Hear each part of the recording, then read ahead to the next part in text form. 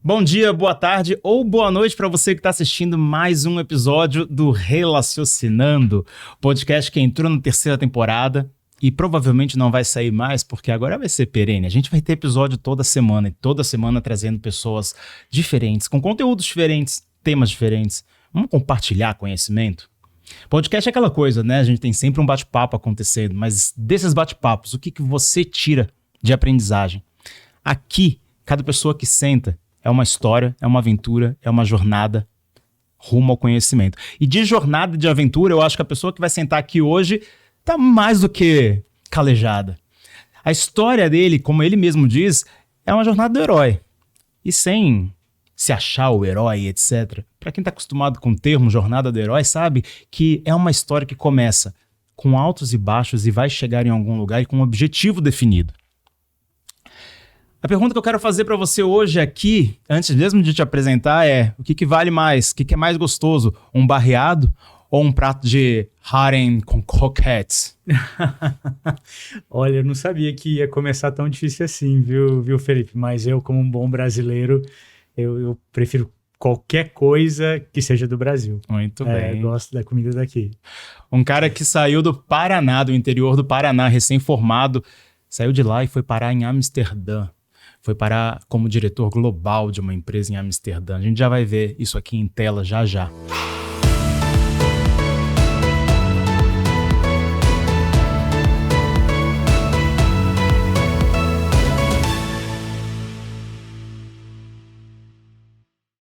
Meu nome é Felipe dos Santos, eu sou apresentador do Futuro Melhor, podcast corporativo focado em gente do Brasil. Se você ainda não tinha ouvido nenhum podcast que falasse sobre gente, é aqui no Relacionando que a gente entende quem é que faz de verdade as coisas acontecerem. Como é que funciona a cabeça dessas pessoas, como é que funciona a disposição, a motivação, a inspiração dessas pessoas. Só que para fazer com que esse podcast realmente deslanche, se eu for trazer esse meu bom dia, boa tarde, boa noite todas as vezes sozinho, muito provavelmente a gente vai chegar em algum lugar. Mas com a sua ajuda, se você se inscrever aqui nesse botão, a gente vai muito mais longe. Então eu peço sua ajuda para se inscrever, compartilhar e aquela coisa de ativar o sininho, entrar nas redes sociais, compartilhar o conteúdo. Se inscreve que a gente vai muito mais longe. Estou aqui com o Gustavo Locatelli, né, médico do trabalho, executivo da saúde em grandes empresas. Obrigado por você ter vindo hoje. Imagina, eu que agradeço. Um prazer estar aqui dividindo esse espaço com você, contando um pouquinho das coisas que eu penso, para ver se a gente consegue falar com gente e inspirar a gente para que juntos a gente possa fazer algo muito melhor. Eu que fico honrado da sua presença. Como eu falei, aqui a gente não gosta de ficar lendo mini bio de ninguém, então vamos dar uma olhada no seu LinkedIn e ver como é que você se define aqui, tá? Vamos lá, vamos ver juntos. Então eu tenho o Gustavo Locatelli, diretor médico, saúde corporativa e medicina do trabalho, engajamento e produtividade sustentável, saúde mental e bem-estar. Antes que eu te pergunte um pouco sobre essa sua carreira, o que é a produtividade sustentável? Vamos lá, quando a gente fala em sustentabilidade, Felipe, fazendo uma analogia para a sustentabilidade do meio ambiente, é a ideia de que a gente utilize os recursos do presente pensando no futuro, para que eles estejam também presentes no futuro. Do ponto de vista de produtividade, é a mesma coisa. Muitas vezes a gente dá mais do que a gente tem em prol de um resultado, de um projeto, enfim, de qualquer coisa que venha do trabalho top-down. E a gente desconsidera que se a gente não fizer isso de maneira sustentável, dificilmente a gente vai chegar muito longe, porque a gente vai se esgotar antes disso. Produtividade sustentável é a ideia de que você consiga produzir, mas de uma maneira propositiva, considerando que os recursos eles têm que durar ao longo da sua vida profissional e não queimar largada. Então a ideia de produtividade sustentável é isso. Muito bom. Hoje você está atuando em alguma empresa específica? Você está atuando com você mesmo, como seu próprio chefe? Hoje eu estou com a minha própria empresa. Depois de 15 anos trabalhando para grandes empresas aqui no Brasil e fora do país, eu achei que chegou a hora de eu abrir a minha própria empresa, a minha consultoria e ajudar pessoas e empresas a atingirem seus objetivos de maneira sustentável, com foco em saúde e bem-estar das pessoas. Muito bom. Desce um pouquinho para a gente, Lucas, por favor. Nós temos, a gente já vai voltar nessas suas publicações, porque elas são muito bacanas, mas eu queria ver a sua passagem em algumas empresas. Por favor. Então nós temos a Heineken, que é uma empresa que você atuou durante 4 anos, certo? Isso. Antes da Heineken, por favor, Lucas.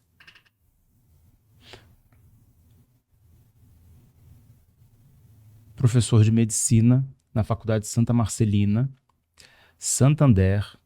Nós temos grandes nomes aqui, né? E a Universidade de Sydney como formação acadêmica junto com a Universidade de São Paulo. Ou seja, a gente tem um gabarito bacana aí. Né? Nós temos um currículo muito legal.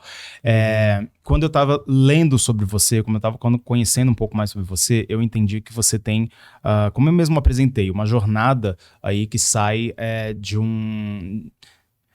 talvez de um lugar pouco acreditado. O cara estava lá no interior do Paraná, ele conseguiu se formar, ele conseguiu sair com o diplominha dele ali, e de repente ele deu um salto muito grande e foi parar num lugar tipo, que você mesmo disse que teve erros e acertos nesse, né? Deu um salto no mapa mesmo, né?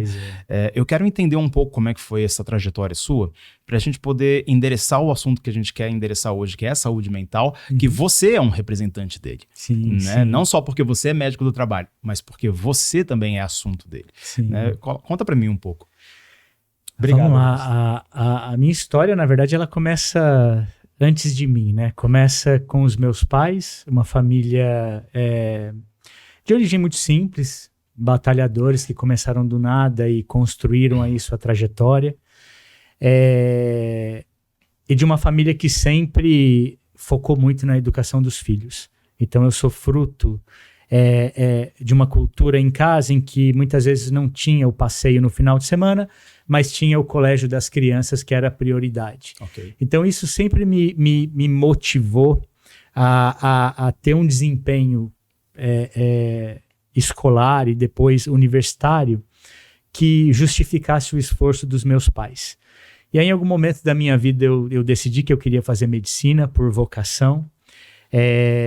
Me esforcei bastante, consegui ser aprovado aí na faculdade que eu sempre sonhei, uma faculdade pública, até porque na época os meus pais não teriam recursos e condições para eventualmente bancarem uma faculdade particular.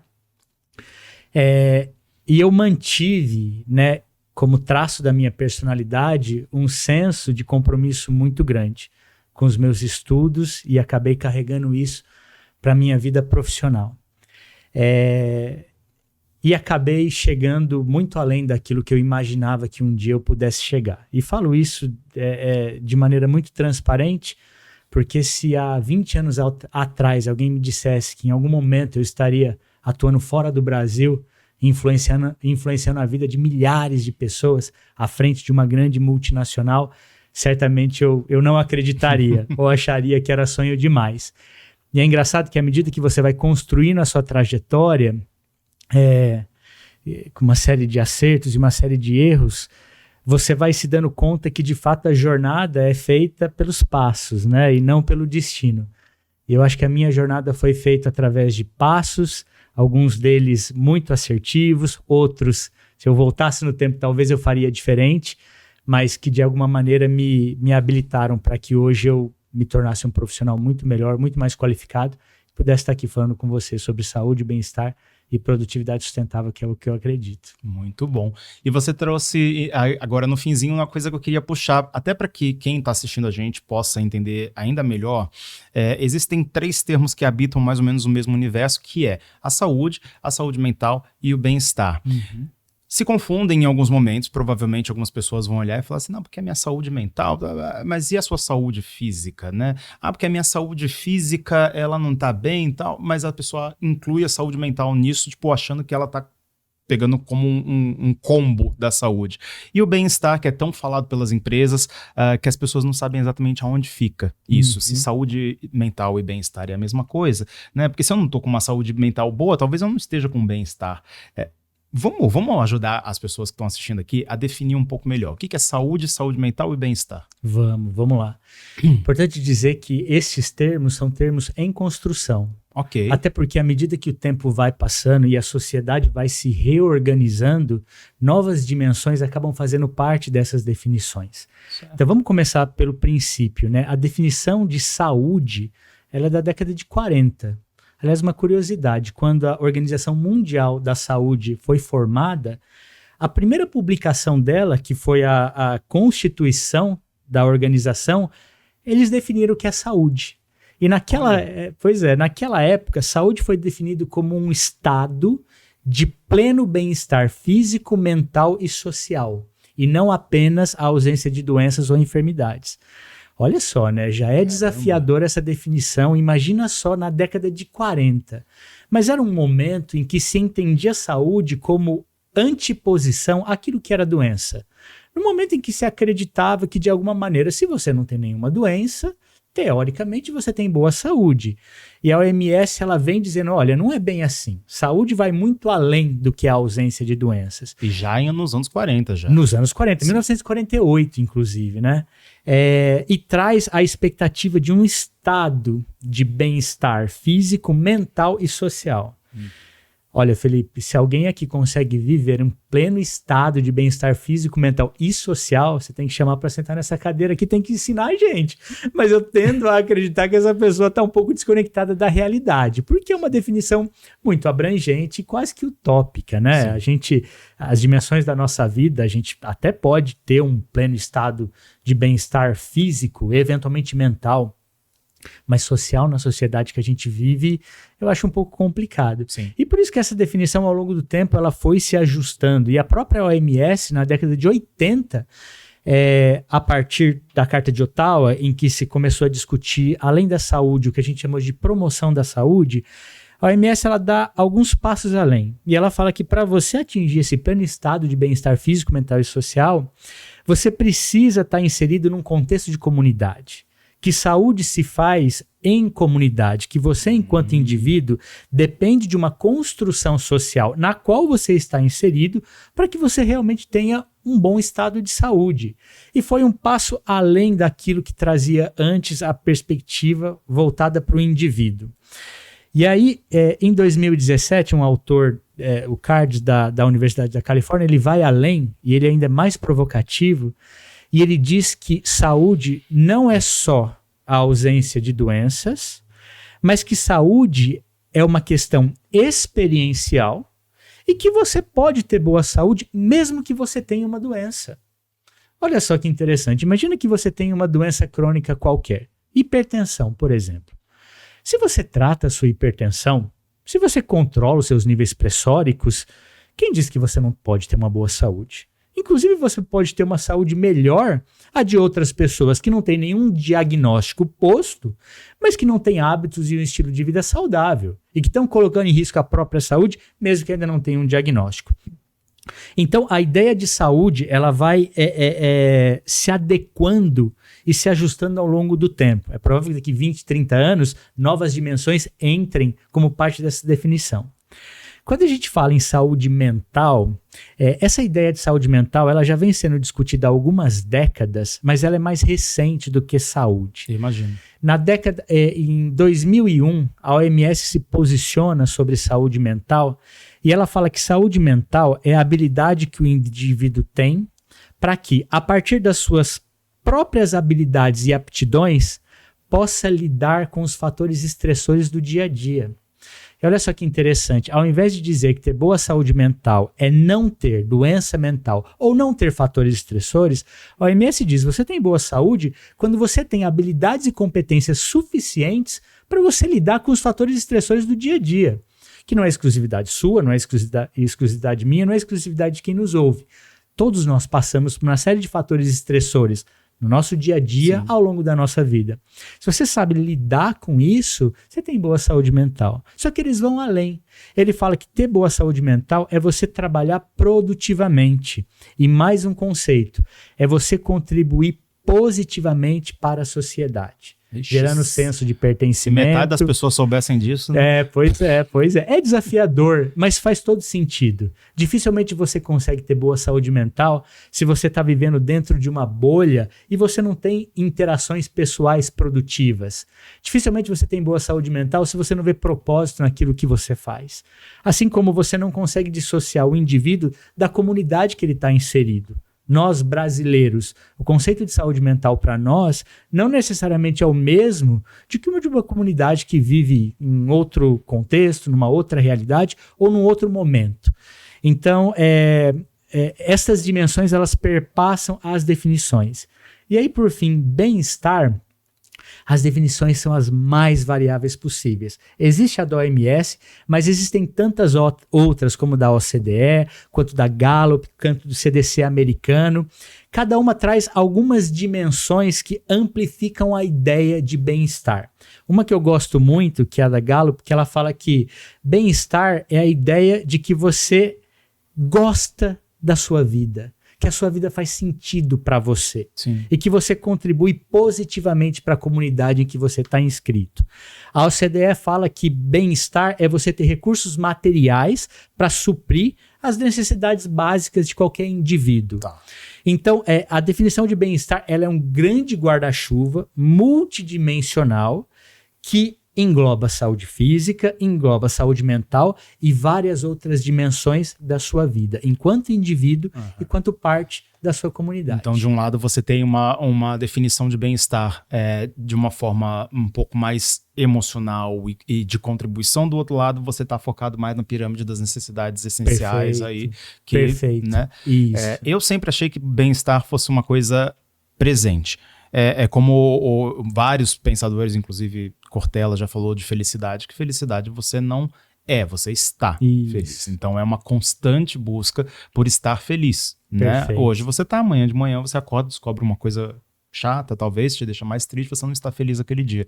Né? Eu entendo bem-estar como uma constante construção de, ok, hoje eu estou me sentindo bem, hoje talvez eu tenha os meus recursos, amanhã talvez eu não tenha porque, sei lá, gastei todo o meu salário, já foi embora, já nas contas que eu paguei e tá faltando comida na geladeira, mas daqui a uma semana eu consigo fazer as compras de novo e eu vou me sentir em bem-estar de novo. Correto. Caramba. Correto. Não, e para contribuir com isso que você disse, que também é uma ideia do Cards de 2017, ele fala que quando a gente pensa em saúde e bem-estar, a gente não deve entender essas coisas de um aspecto dicotômico, sim e não, preto e branco. Sim. É possível que em algumas dimensões da sua vida as coisas estejam bem, está caminhando bem. Outras dimensões não tão bem assim. É difícil a gente estar bem em tudo, né? A gente tem os nossos desafios, as nossas coisas. E o Cards, ele diz que as coisas, elas são multidimensionais. E não necessariamente tudo tem que estar bem ou tudo que tem que estar ruim. E uma boa vida, e uma vida com saúde, ela respeita a ideia de que tem coisas que estão bem, tem coisas que estão ruins, e isso faz parte da vida. Sim. E a gente precisa aceitar que a gente não vai conseguir ser 100% em tudo. Especialmente do ponto de vista de saúde mental e bem-estar, ninguém vai estar 100% em tudo. E isso faz parte de uma boa saúde mental e de um bom bem-estar. E eu acho que eu posso falar pelo Gustavo aqui que quando ele fala que se você se fechar numa bolha, você não vai ter uma boa saúde mental e etc. Ele não está falando da pessoa introspectiva, da pessoa tímida, da pessoa que não tem tantos contatos sociais assim, não. Se fechar numa bolha é realmente parar de ter contatos sociais, não estar contribuindo de verdade para alguma coisa, é você realmente se deslocar da realidade, né? Porque existem pessoas tímidas, pessoas que não constroem grandes coisas e ainda assim elas têm um bem-estar, porque às vezes a gente só olha e fala assim, nossa, mas eu preciso fazer isso tudo então para ter saúde mental? Eu preciso ser uma pessoa tipo que aparece no jornal lá como a Greta Thunberg, por exemplo? Não precisa, né? Não, de jeito nenhum, Até a Greta Thunberg eu acho que deve ter algumas questões aí, tipo, de saúde mental que, nossa... Eu tendo a acreditar que os grandes expoentes, eles precisam ser analisados com cuidado, assim, os outliers são pessoas muito particulares, assim, que são pessoas incríveis, mas certamente tem lá suas sombras e tem coisas ali que não estão nos holofotes. Não tenha dúvida. E a gente acabou adiantando bastante do assunto, não fizemos o nosso momento onboarding aqui, que é o crachá da firma. Eu quero fazer com você para que você tenha também o seu crachá. Eu vou pedir para você segurar a plaquinha do Relacionando. Vamos lá. E com essa plaquinha eu vou tirar uma foto sua, que vai revelar enquanto a gente está conversando aqui. Vamos lá, vamos colocar a fotinho para sair.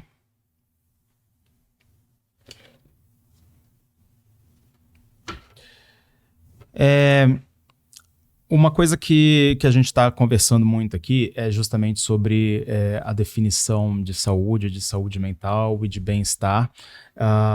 E as pessoas tendem a acreditar que quando você se apresenta como médico do trabalho, que você é aquele cara que fica num ambulatório da empresa, para quando a pessoa tiver uma dor de barriga, você poder receitar ali um omeprazol para ela e ela poder voltar para a função ou então conseguir um atestado.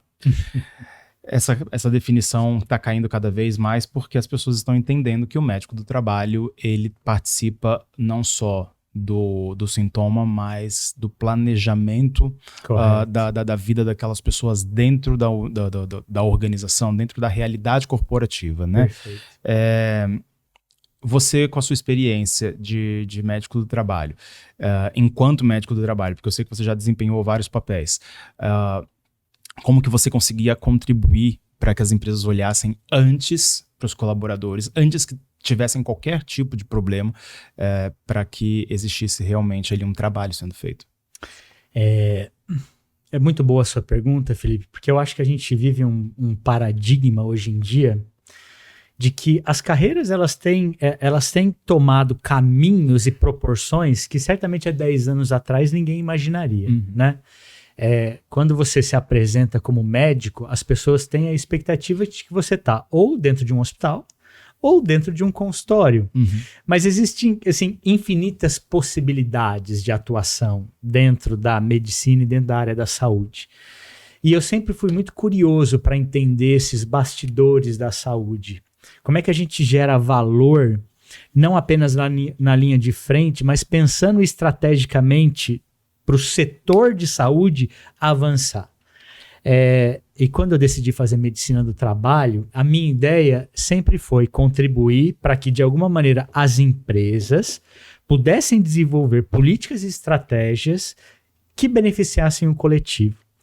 Naturalmente que quando você está na linha de frente, você tem a oportunidade de conversar individualmente, você ouve muita coisa.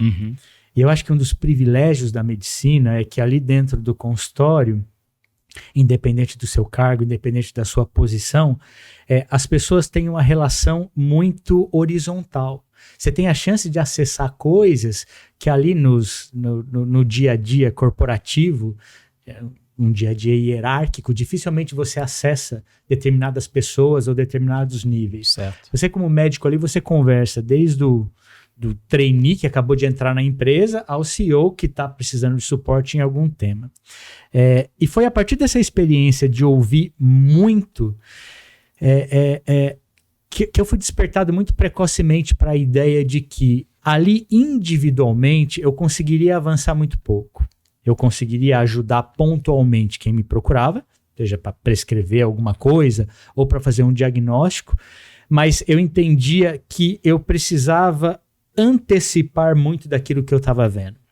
Então, o médico do trabalho de hoje é aquele cara que, a partir do que ele ouve, do relato dos trabalhadores, ele transforma aquilo em projetos e ações que possam antecipar novos casos. Sim. E aí eu vou além para dizer que hoje saúde tem se tornado um ativo estratégico de grandes empresas. Porque já foi o tempo que você era contratado para apertar um parafuso ou fazer uma atividade repetitiva. Até existe, mas isso está dando espaço para ambientes de trabalho que prevêem criatividade, colaboração, pensamento inovador. E para que você consiga fazer isso, você precisa estar num ambiente seguro e saudável, que faça com que essas suas potencialidades floresçam. Sim. E o médico do trabalho, ele é agente protagonista da construção desses ambientes. É isso. É o cara que vai muito além ali do tema de saúde e vai discutir eventualmente, por exemplo, como é que a gente faz avaliação de performance? Como é que isso acaba gerando um ambiente desfavorável, não só para a saúde mental das pessoas, mas que as pessoas floresçam e que sejam criativas e que colaborem. Mas você vai me dizer, Gustavo, um médico participando dessas discussões? Sim. É isso que eu ia Faz falar. anos Só que eu o fato de participo dessas convidar discussões. o médico do trabalho para isso já mostra que a empresa está olhando Exato. de forma mais assertiva. Exato. E mais uma vez, eu também não tenho todas as respostas. Sim. Eu faço parte de um grupo que pensa como criar ambientes de trabalho mais saudáveis e mais seguros para as pessoas. Perfeito. Então, a minha ideia de atuar como líder de saúde nas empresas que eu trabalhei é justamente para contribuir para a construção dessas agendas de pessoas que são mais frutíferas, mais positivas e que no final das contas gerem mais resultados para todos, para os trabalhadores, para as empresas e para a sociedade. E tem uma curiosidade minha até, muito mais do que dentro do nosso roteiro aqui de conversa, que eu escutei uma vez, e muito por cima, então eu não saberia replicar, que seria muito importante que o SUS, por exemplo, conseguisse ter uma rede compartilhada de informações de pacientes, não importa de onde eles já tiveram passado e etc., porque o médico vai trabalhar muito melhor se ele tem informações sobre aquele paciente de histórico mesmo, Sim. né? Pô, não importa se ele não foi naquele hospital, mas quando ele acessa, ele vê que aquele paciente já tratou de tal coisa, então isso significa que isso aqui hoje talvez esteja relacionado àquilo que ele teve um dia. Exato. Dificilmente o paciente se abre inteiro e fala todo o histórico que teve para aquela consulta específica, né? Exato. E dentro de uma empresa você trabalha com informação. Muito. E quando você tem um rol de informações muito grande, tipo, para você é quase ouro, é valioso demais, Muito, né? Que é muito. algo que muito médico não tem informação Isso. a respeito daquelas pessoas. Exato, exato. E muitas vezes, não só você não tem a informação, mas a informação que chega para você, ela vem baseada no entendimento do paciente ou de coisas que aconteceram no passado e alguém te contou e você não sabe muito bem. Hoje, um dos grandes desafios do setor saúde é fazer com que esse grande big database, que ele já existe, mas de maneira pulverizada, ele possa se transformar numa plataforma de acesso universal. A gente ainda no Brasil está muito longe disso, apesar de termos dado alguns avanços importantes, mas em alguns outros países, por exemplo, na Europa ou na Holanda, onde eu estava atuando nos últimos anos, o sistema já é integrado há muito tempo. Olha. Então o médico ele tem acesso a todo o seu histórico de saúde, inclusive ele consegue ver os exames da sua mãe quando ela estava grávida de você. Então antes de você nascer já tinha informação de saúde sobre você. E naturalmente que isso se desdobra num sistema muito mais regulado, com menos desperdício e que no final das contas gera muito mais valor para o paciente e para o setor como um todo. Perfeito. Então esse aqui é o seu crachá. Foto tá revelada. Obrigado. Seja bem-vindo aí à turma do Relaciocinando. Excelente. Se quiser mostrar para a câmera como ficou. Ótimo. Só queria saber, seu, aqui é das 8 às 5, tem flexibilidade, aqui como é que é a jornada que agora eu tenho? Flexibilidade. Eu mesmo não venho sempre nos mesmos horários. Obrigado, Felipe, ótimo. Não, fica tranquilo. Deixa eu te perguntar uma coisa. Você falou agora já sobre a Holanda, e eu quero entender como é que você foi parar em Amsterdã. O que te levou a chegar lá? E que papel você desempenhou lá? Porque eu lembro de você ter comentado que existem erros e acertos a respeito desse salto que você deu ali. Eu quero entender de você um pouco melhor essa história. Vamos lá, né? Bem, eu há 15 anos eu atuo aqui no Brasil como médico do trabalho. Desde o princípio, a minha formação, logo que eu me formei em medicina, eu já sabia que eu queria atuar dentro de uma perspectiva coletiva, e aí a medicina do trabalho, ela, para mim, foi a resposta imediata para o que eu queria fazer. E aí, logo que me formei, enfim, logo no início da minha carreira, eu sempre fui um cara que me dediquei demais ao trabalho. Até pela trajetória que eu te falei há pouco sobre a expectativa dos meus pais e tudo isso, eu sempre me dediquei bastante. E no início da minha carreira não foi diferente. Eu sempre fui aquele médico que chegava pontualmente nos atendimentos. Tá. E eu entendo que alguns colegas, por uma série de fatores, não conseguem fazer isso, mas eu entendo também que é o seu papel respeitar o horário do paciente ou da empresa ou de quem quer que te procure. Então eu sempre fui muito assíduo em relação ao horário, sempre fui muito coeso nas minhas atitudes, nos meus atendimentos, sempre respeitei demais aquilo que eu ouvia dos meus pacientes, e isso acabou, enfim, desde muito cedo me colocando num papel de razoável destaque naquilo que eu fazia. Quando eu me formei médico do trabalho, com 6 meses atuando numa empresa, eu fui promovido a uma posição de coordenador. Ok. Então, assim, muito precocemente eu assumi a liderança de um time. Eu confesso que na época eu não tinha ideia do que isso representava. Porque se liderança já é um tema difícil em tantas outras áreas de formação, na medicina a gente nem fala sobre isso. Não existe nenhum momento do curso de 6 anos, alguém vai falar, vamos lá, habilidades e competências de um líder de saúde. Imagina, isso aí você vai aprendendo porque você é curioso, você foi lendo. E aí eu assumi uma posição de liderança muito precocemente e tive que aprender ali na raça uma série de coisas que eu não tinha sido preparado para isso. E aí, ao longo da minha trajetória, acabei sendo, enfim, tendo a oportunidade de ser promovido e recebi convites incríveis de empresas que apostaram em mim em fases muito precoces do meu desenvolvimento.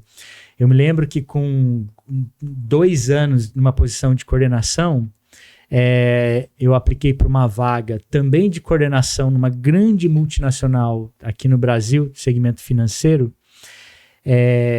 E aí, ao longo do processo seletivo, em algum momento eles disseram para mim, a gente gostou tanto do seu perfil que a gente quer você como gerente nacional. Okay. Você vai ser o head de saúde do tema para 55 mil pessoas. Ui! Eu tinha 24, 25 anos, Felipe. E se você me perguntar se eu estava preparado, é óbvio que eu não estava. Mas eu acho que eu também fui muito ousado em aceitar e ver o que queria acontecer. Então eu sempre acabei me provocando a posições e situações profissionais que talvez eu não estivesse preparado, mas eu estava disposto a, enfim, assumir o desafio e ver no que dava. Quando a Heineken Brasil me convidou para assumir a gerência corporativa aqui da Heineken Brasil, eu tinha acabado de voltar de um mestrado na Austrália e eu assumi o desafio sabendo que seria muito difícil a construção dessa agenda, porque a Heineken, por ser uma empresa multinacional, ela tinha uma série de políticas e projetos globais, mas mesmo assim eu topei o desafio. E aqui à frente da Heineken Brasil, e naturalmente com um time incrível e com pessoas que apostaram, não só em mim, mas na equipe, sim, a gente desenvolveu uma série de coisas legais, um monte de programas de saúde dos quais eu me orgulho muito, e que inclusive hoje se desdobraram em ações ainda mais legais, como a diretoria de felicidade. A Aline esteve aqui com você, sim, a gente trabalhou junto, uma pessoa que eu admiro demais. E enfim, como parte dos frutos que a gente colheu aqui no Brasil, isso acabou chamando muita atenção da Heineken Internacional lá em Amsterdã. E em algum momento eles acreditaram que eu tinha o perfil para assumir a diretoria global de saúde e bem-estar da companhia para 90 mil pessoas em mais de 80 países. Mais uma vez, se você me perguntasse se eu estava preparado, naturalmente a resposta é não. Não. Eu nunca imaginei que eu pudesse liderar uma agenda tão grande assim. Mas da mesma maneira que eu disse sim para algumas oportunidades do passado, eu disse sim para essa oportunidade. E aí foi incrível. E aí poderia passar o resto do dia te contando um pouco de erros e acertos nessa trajetória, mas de uma maneira muito, muito sucinta, assim. Eu acho que eu acertei todas as vezes em que, mesmo sabendo que eu não estava 100% preparado, eu topei o desafio, eu disse sim e eu fui me aventurar.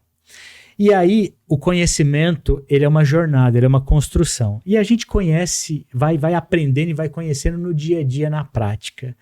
E mesmo eu tendo bastante receio em relação ao que estava por vir, o fato de eu ter dito sim me abriu portas e horizontes das quais eu muito me orgulho hoje.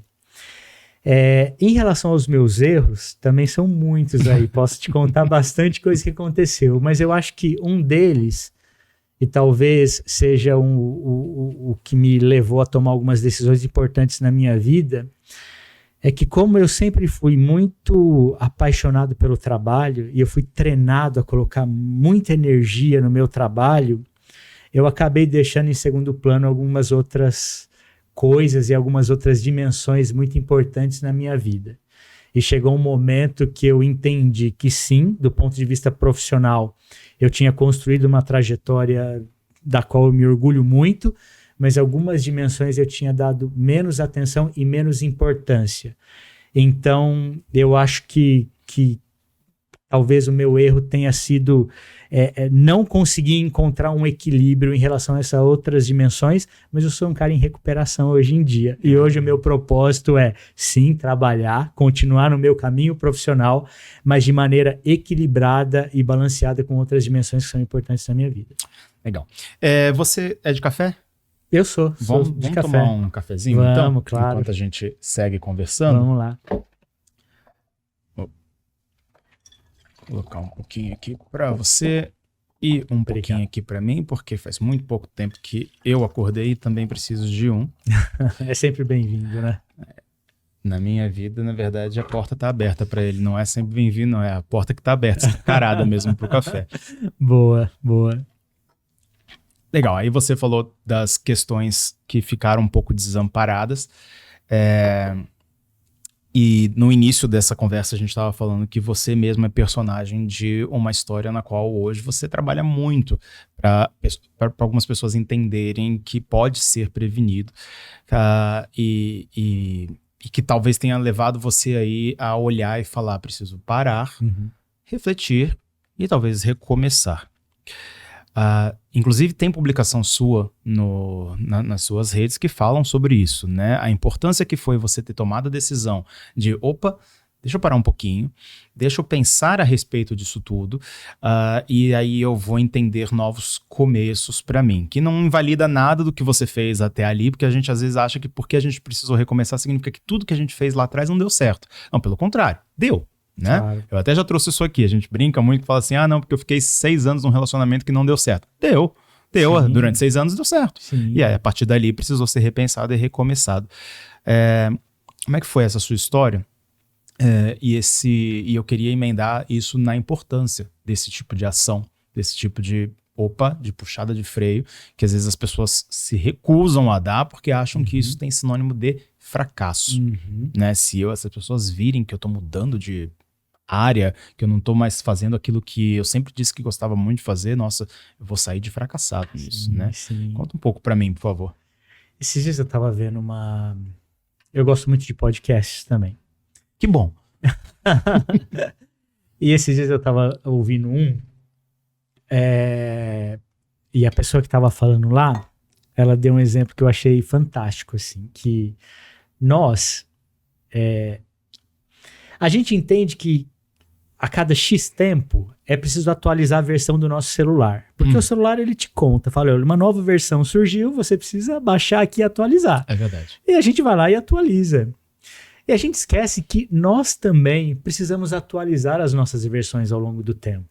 É claro que isso não acontece do dia para a noite, vai acontecendo ao longo da vida, ao longo da nossa trajetória. Mas tem sinais. Tem sinais, igualzinho teu celular. Exato. E muitas vezes a gente vai relutando para entender os sinais, né? Porque a gente aprendeu que tinha que ser daquele jeito. A gente fez durante muito tempo de uma forma. Eu achei isso de uma sabedoria muito incrível, assim. Na minha trajetória, Felipe, eu também fui ensinado sobre várias coisas. Né? Eu ouvi muita gente me dizendo para onde eu deveria ir, os caminhos que eu deveria seguir, e devo dizer que a grande maioria com intenções muito positivas. E eu acho que em parte, a gente vai seguindo o fluxo da vida e você vai acatando tudo aquilo que dizem para você fazer como parte da sua trajetória. Sim. E aí você vai se construindo. Só que chega um momento na sua vida, e eu acho que eu tenho observado por muita gente que eu tenho conversado, né? Ao longo, quando você tem ali entre seus 30, 40 anos, que você já deu check em algumas coisas, assim, olha, já estudei, já comecei a trabalhar, já tenho uma carreira mais ou menos se consolidando aí. Chega um momento que você olha para tudo e você fala assim, tá, mas e daqui para frente eu vou para onde? Né? Aquela felicidade que falaram que eu teria quando eu fosse isso ou fosse aquilo, eu já virei isso, já virei aquilo, mas eu ainda estou buscando para onde que eu vou. E comigo não foi diferente. Eu estudei bastante, eu trabalhei bastante, eu fui sendo promovido e, como eu te disse, eu cheguei em lugares que eu nunca imaginei que eu chegaria. E chegou um momento da minha vida em que eu passei a buscar respostas que eu não consegui encontrar necessariamente na jornada que eu estava trilhando. Então, para ser bastante claro aqui, né, você ser um diretor global de uma multinacional é tudo isso que te contam. De fato, é uma oportunidade brilhante, você tem um espectro de atuação muito grande, você vê os teus projetos com um alcance que você jamais imaginaria. Por exemplo, eu, quando estava lá em Amsterdã, eu fazia coisas que chegavam em países que eu meramente sabia onde eles estavam no mapa. Olha. Né? Enfim, a gente tinha operações, por exemplo, na África, em lugares que eu não imaginava onde estava. Né? E você sabendo que você está impactando comunidades ali que até então nem faziam parte do seu, enfim, do seu cotidiano, isso é maravilhoso, isso é brilhante. Mas, por outro lado, você tem um custo pessoal muito grande. Você trabalhar numa posição global significa que durante 24 horas as coisas vão acontecer. Ah, sim. Mesmo quando você está dormindo. Porque você está dormindo, a América Latina e os Estados Unidos ainda estão acordados. E aí, quando você está acordando, a Ásia já está indo dormir. E não adianta você falar para as pessoas, olha, as coisas só vão acontecer no meu horário de trabalho aqui no fuso em que eu estou na Europa. Não, as coisas vão acontecer 24 horas, né? E isso acaba demandando de você um nível de compromisso bastante grande. Uhum. Mesmo que você tenha equipe, mesmo que você tenha, enfim, uma série de coisas. Assim, você vai estar sempre ligado e conectado. E isso é uma questão que algumas pessoas lidam um pouco melhor, outras pessoas lidam um pouco mais de dificuldade. Sim. Uma outra coisa, quando você é expatriado e você vai para um novo país, você deixa para trás muita coisa importante. Conexões. Estava me perguntando da comida aqui, mas eu vou além, né? Você deixa para trás as suas conexões, você deixa para trás a sua família, os seus relacionamentos, você deixa para trás aquele hábito que você tinha de todo sábado ir no parque, correr, e aí depois você ia encontrar alguém que você gosta, ou que no domingo alguém ia te chamar para ir para um churrasco, alguma coisa, e você recomeça uma vida. E mais uma vez, não tem certo e errado, mas existe um outro lado que ele precisa ser contado e precisa estar na balança. E eu digo isso porque a gente tende a acreditar que o sucesso da nossa vida ele depende só e tão somente do nosso sucesso profissional. E eu faço até uma provocação, né? Você já ouviu quando falam assim, Felipe, e o fulano de tal? Aí você fala, não, o fulano tá bem. Assim, o que é tá bem, né? Mas a gente sabe que quando você fala que o fulano tá bem, o que é a primeira coisa que vem na tua cabeça? Status. Está relacionado à atividade profissional do indivíduo. Ninguém quer saber se ele tá bem porque ele tá dormindo tranquilo, ou se ele tá feliz porque ele tá correndo no Ibirapuera todo sábado. Isso até pode entrar na conta, mas não é a primeira coisa que vem na nossa cabeça, né? E eu conto isso porque em algum momento da minha vida eu entendi que estava na hora de eu resgatar algumas coisas que tinham ficado para trás. E que para fazer isso, eu precisaria colocar as coisas um pouco mais em perspectiva. E foi a partir desse entendimento que eu tomei a decisão de que era hora de dar um passo atrás na minha carreira e na minha trajetória profissional, para que eu pudesse dar alguns passos à frente em outras dimensões que tinham ficado para trás. E aí eu decidi que eu iria me afastar temporariamente das minhas atividades profissionais, uma atitude bastante corajosa, porque no senso comum ninguém diz não para um cargo de destaque, numa empresa em destaque, mas que para mim, na construção da minha vida e da minha trajetória, eu precisava fazer isso. E foi uma decisão muito acertada, que me trouxe, enfim, uma série de coisas incríveis e eu faria tudo de novo. E daí vem o período sabático que você tirou. Isso. E que foi uma decisão que te levou para onde? Que me levou para o meio do nada, na Ásia. Olha só. Pois é. Eu, em 2022, no ano passado, como eu disse, era hora de eu me reconectar com algumas coisas e eu entendi que eu precisava, na verdade, me reconectar comigo mesmo, né? E eu queria ir para um lugar em que eu pudesse explorar tudo isso que havia dentro de mim, que em algum momento tinha ficado em segundo plano, e a minha ideia era que eu me afastasse, né, do que me era habitual, que é vida em grandes cidades, carreira e esse monte de coisa que a gente vai colocando no nosso dia a dia, né? Eu quero um celular novo, eu quero uma roupa nova, eu queria ir para um lugar completamente diferente que disso. Que desafiasse seu conforto. Exato, que me colocasse numa situação atípica para mim. E aí eu decidi ir para o Sudeste Asiático, fiquei planejando essa viagem por algum tempo, e a ideia é que eu pudesse ir para lugares remotos, pouco convencionais, especialmente conectados à natureza. Eu não queria fazer viagens urbanas, eu queria estar mais conectado com a natureza, meio ambiente, essas coisas. E aí eu comprei uma passagem de ida para a Tailândia, sem próximo destino, sem passagem de volta, e fiquei lá 6 meses rodando e explorando aquela região que eu acho fantástica. O que você aprendeu lá? Olha, a gente precisaria de alguns podcasts para eu te contar tudo isso, assim. Felipe, eu ainda estou aprendendo. Tá. É engraçado como na vida muitos ensinamentos eles vêm quando você olha em retrospectiva, né? Então eu ainda tô aprendendo muita coisa. Mas algumas poucas coisas eu posso dizer que para mim elas já estão consolidadas. Primeira coisa, a gente precisa de muito menos para ser feliz do que a gente acredita.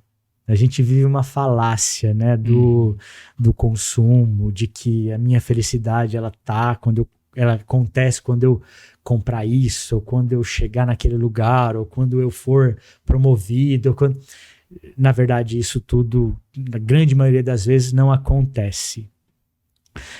E a felicidade ela acontece nos detalhes, assim. A gente é feliz na jornada, nas nuances.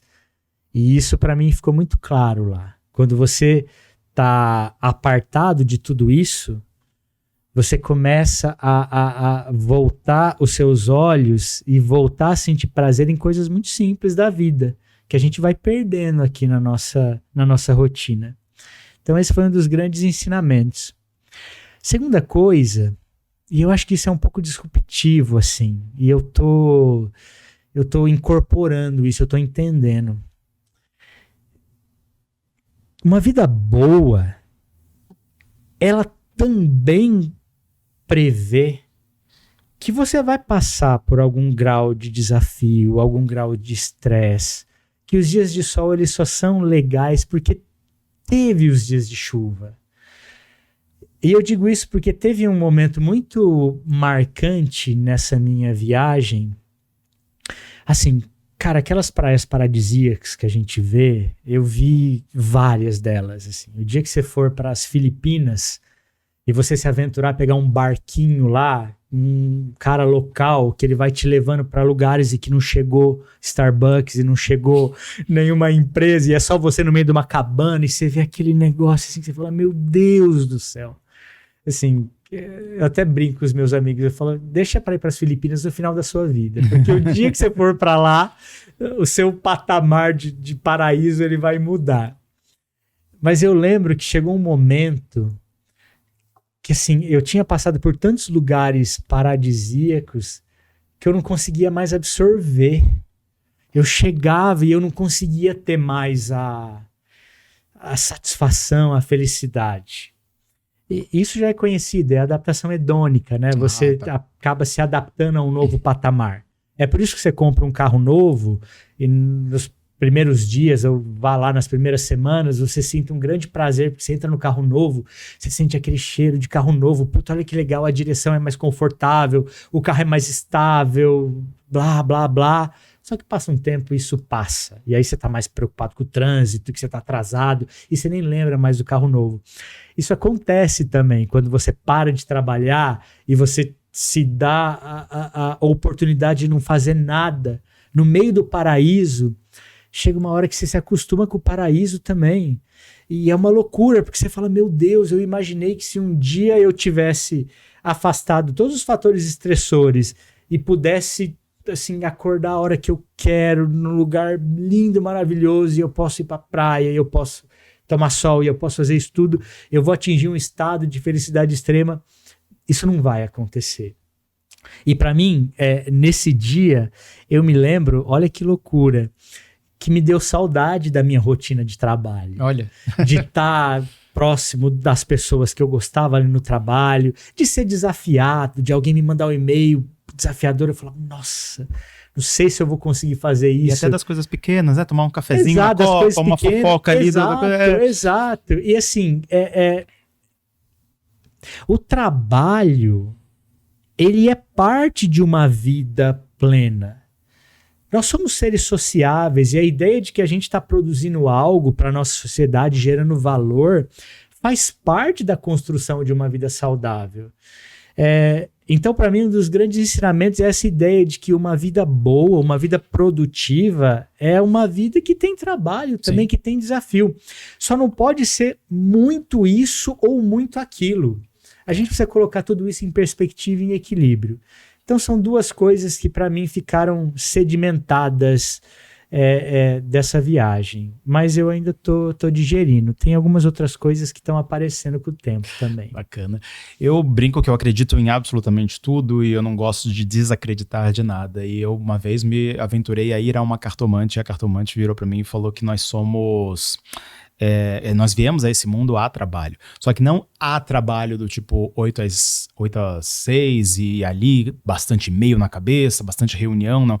Nós viemos completar funções aqui. Porque se nós viemos para viver em sociedade, cada um precisa fazer uma parte para que essa sociedade, essa comunidade funcione de alguma forma, né? Então você vai ter o sapateiro que cuida do sapato, você vai ter o padeiro que faz os pãezinhos para as pessoas poderem comer, você vai ter a pessoa que cuida da saúde dos outros. Cada um tem uma função, porque senão você não constrói uma comunidade, né? Então, trabalho realmente, na minha concepção, também faz parte de uma vida plena, de uma felicidade, né? Cada um desempenhando a sua função, mas não quer dizer que a gente precise, como tem algumas empresas aí que estão chegando num nível de criar um dia sem reunião para poder desafogar a pessoa e ela poder produzir. Tipo, quando você olha o que isso está acontecendo, você vai falar, opa, tem alguma coisa que a gente precisa rever, né? Porque esse dia e não nos outros dias, né?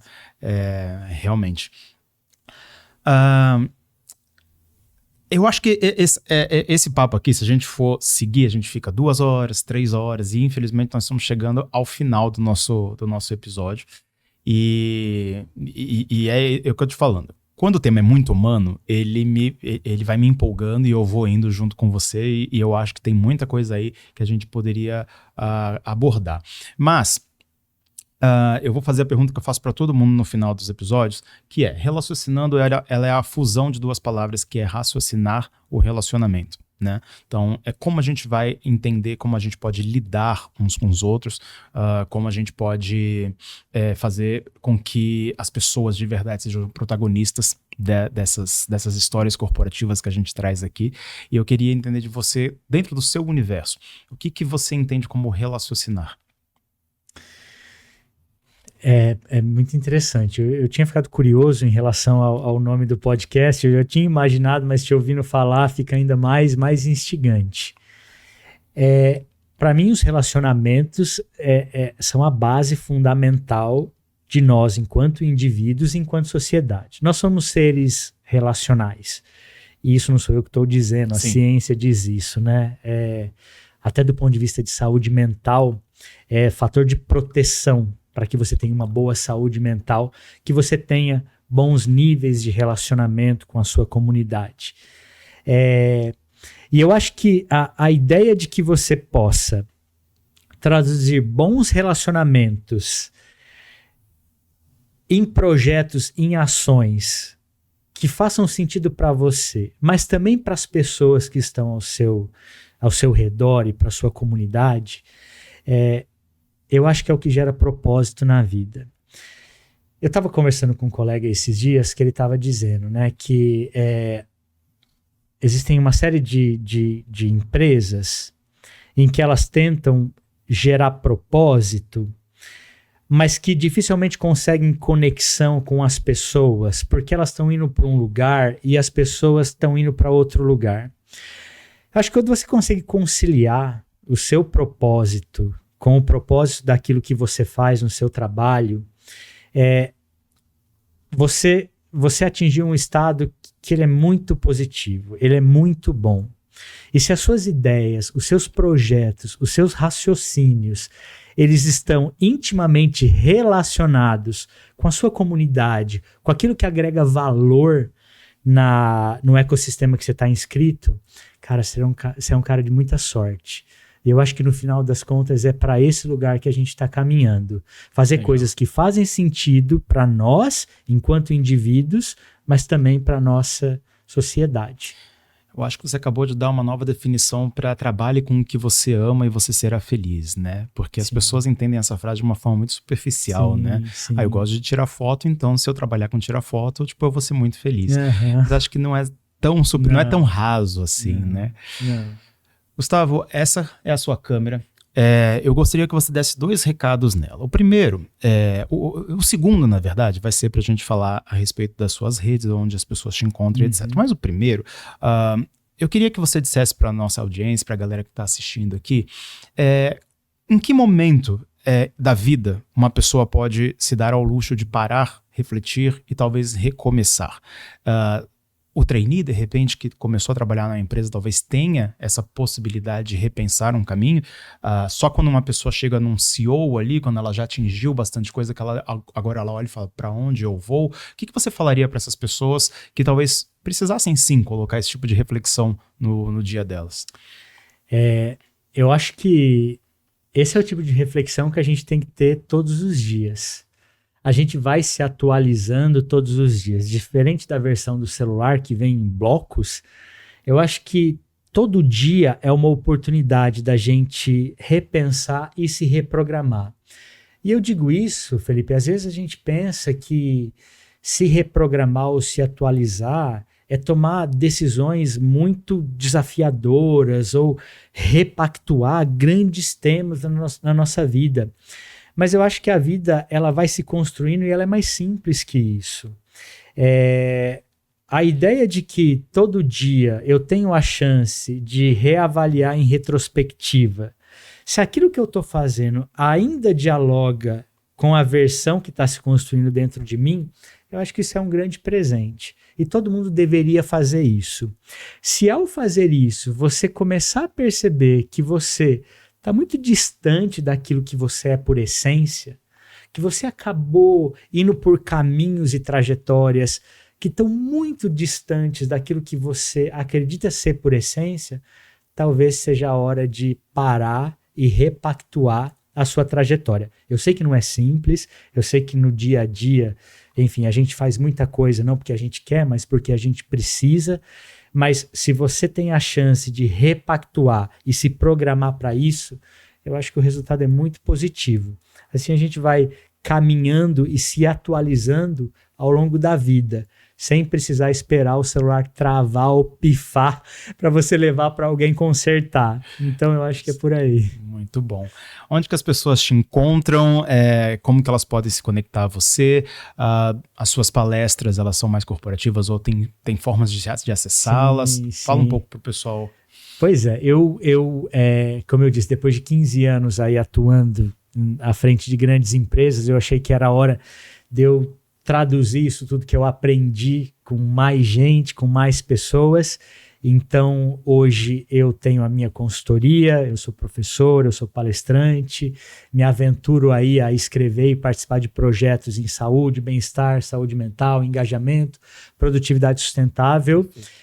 A forma mais fácil de se conectar comigo é através do LinkedIn. Eu adoro o LinkedIn, Gustavo Locatelli, na verdade. Sim. E se alguém quiser falar comigo, me chama lá, vai ser um prazer. E para mim, essa oportunidade de estar aqui com você, dividindo essas coisas, pensando junto e construindo os nossos pensamentos para inspirar a sua audiência, é uma oportunidade excelente. Então, eu fico muito feliz de ter dividido esse bate-papo com você aqui, Felipe. Eu que fico feliz. A gente chegou no final do nosso episódio. Acho que tem duas coisas aqui muito específicas que a gente precisa entender.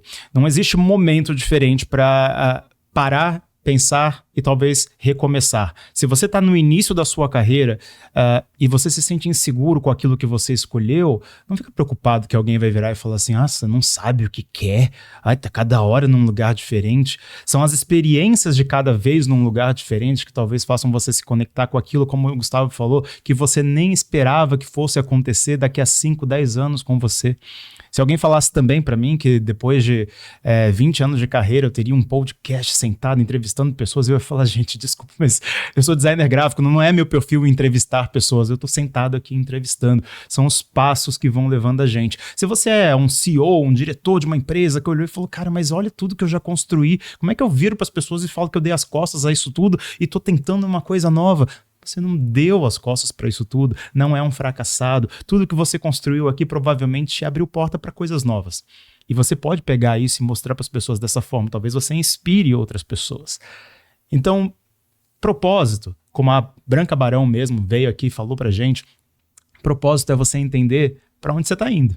Talvez você não saiba definir agora o objetivo, o lugar final, mas é entender para onde você está indo. E talvez, como até a cartomante falou para mim um dia, portas vão ser muitas, você vai escolher quais você vai... Não é uma só que se abre para você. Às vezes são 3 portas que se abrem, cabe a você escolher para qual. Você é o protagonista da sua história. Então, assim como o Gustavo é protagonista da história dele. Eu quero agradecer muito a sua presença aqui.